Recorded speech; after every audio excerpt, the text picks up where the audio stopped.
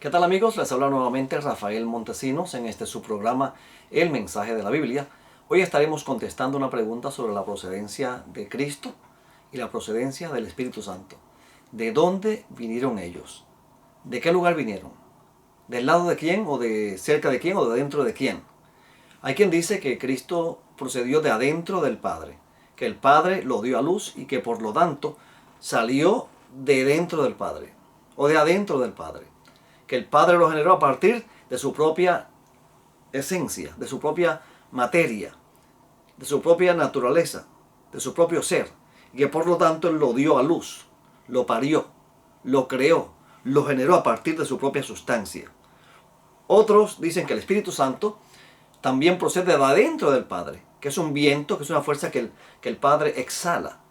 Así como nos dicen que el Hijo viene por generación, el Padre es una generación continua donde el Padre lo creó, o no lo creó, lo generó, lo produjo, como dicen algunos teólogos que asumen esta posición, que no voy a nombrar en estos momentos, porque no voy a entrar en críticas de quién dice y quién no dice, simplemente voy a mostrarles lo que dice la Biblia al respecto. ¿De dónde proceden Cristo y el Espíritu Santo? En el libro de Juan, capítulo 16, específicamente, voy a leer el versículo 29, 28. Aquí hay varios versículos interesantes que podríamos leer. Hay dos, el 27 al 28 podríamos leer. Pero voy a limitarme al 28 nada más. Dice Jesús aquí: salí del Padre y he venido al mundo. Y otra vez dejo el mundo y voy al Padre. Así que Cristo dice en el texto griego lo siguiente: para tú patros o patros exelton. Para tú patros exelton. Esa palabra, esa expresión para tú, es muy interesante. En el griego hay varias preposiciones. Está la preposición peri, que con gozativo es una preposición estática, alrededor. Entonces las que tienen flechas son con movimiento, indica movimiento hacia abajo o hacia arriba, al lado, de adentro hacia afuera, o a través o hacia adentro, como estas dos. ¿Ok? Entonces, aquí Jesús dice para tú patros exelton. De esta expresión para tú es la preposición para con genitivo. Tú es un genitivo. Para tú con genitivo indica al lado de, o sea que Cristo vino del lado del Padre, del lado de. Tú es un genitivo. Para tú patros, del lado del Padre. Así que Jesús vino del lado del Padre. Preposición para con genitivo tú. Entonces, esto implica que Jesucristo estaba al lado del Padre y vino del lado del Padre a la tierra. O sea que Él compartía su trono con el Padre originalmente. Cristo no salió de adentro del Padre. No salió de adentro. ¿Okay? Vino del lado del Padre. Para tu patros. Eso que quede claro. ¿Ok? Y el Espíritu Santo. Pero antes de ir al Espíritu Santo. Cristo cambió su posición al lado del trono del Padre, o junto al Padre en el mismo trono, compartiendo el trono con el Padre. Cambió ese trono por un pesebre, por amor, para salvarnos a nosotros. Así que establecemos claro y llanamente con Juan capítulo 16, versículo 28, que Cristo vino del lado del Padre. El texto griego así lo demuestra: para tú patros exelton, del lado del Padre he venido. Ahora, ¿y qué tal del Espíritu Santo? ¿Qué dice la Biblia sobre el Espíritu Santo? En Juan capítulo 15, el capítulo anterior, versículo 26. Cuando venga el Paracletos, estoy leyendo la Biblia textual, cuando venga el Paracletos, o sea, el Consolador, a quien yo os enviaré del Padre, el Espíritu de verdad, el cual procede del Padre, Él dará testimonio acerca de mí.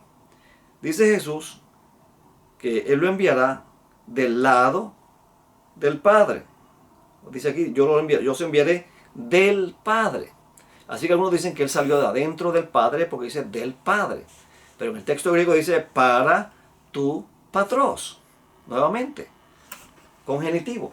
La preposición para con el genitivo tú. Preposición para con genitivo significa del lado de. Y en este caso implica de una persona, siempre prácticamente. Cuando está el para con genitivo, implica clara y llanamente al lado de una persona. Eso es claro. Así son prácticamente todos los casos en que aparece en el Nuevo Testamento esta combinación. Cuando es para, se me quedó el acento de para. Cuando es para con dativo, pues es cerca de. Y cuando es para con acusativo, es también al lado de. Así que como quiera que lo busquemos, tanto Jesús como el Espíritu Santo vinieron del lado del Padre. El Espíritu Santo no salió de adentro del Padre. Lo que implica este versículo es que el Espíritu Santo, al igual que Jesús, estaban al lado del Padre cuando bajaron a la tierra. Cristo bajó, nació de la Virgen María. Cristo, como Dios, estaba al lado del Padre. En Juan 1.1 se confirma. Es más, hay un par de versículos que quiero citarles para confirmar tal planteamiento. Tengo aquí Juan 5, no, Juan 1 primero, Juan 1. Capítulo 1 de Juan, versículo 1. En el principio era el Logos, y el Logos estaba ante Dios, y Dios era el Logos, dice que la reina, en la Biblia textual. Aquí esta traducción de Dios era el Logos, aunque literalmente se lee así, gramaticalmente no es correcto, porque en este versículo 1 de Juan, kai theos en hologos, hologos es el sujeto y theos es el predicado, lo que se dice del sujeto. El verbo era Dios, o sea, lo que era el verbo lo era también el Padre. Y aquí usa la proporción pros, proston teon.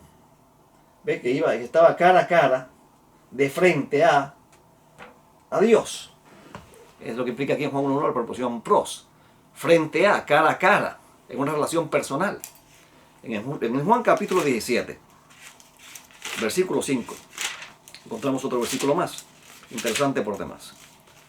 Juan 17.5 dice, aquí está hablando Jesús en esta oración pastoral, y ahora Padre, glorifícame tú junto a ti mismo, con la gloria que tenía contigo antes de existir el mundo. Jesús dice, Padre, glorifícame con aquella gloria que tuve junto a ti, al lado tuyo, antes de que el mundo fuese. Así que esto descarta la idea de que Jesús salió de adentro del Padre o que fue generado a partir de la misma sustancia del Padre. Jesucristo vino del lado del Padre, para tu patros exaltón, dice en el texto griego. ¿Ok?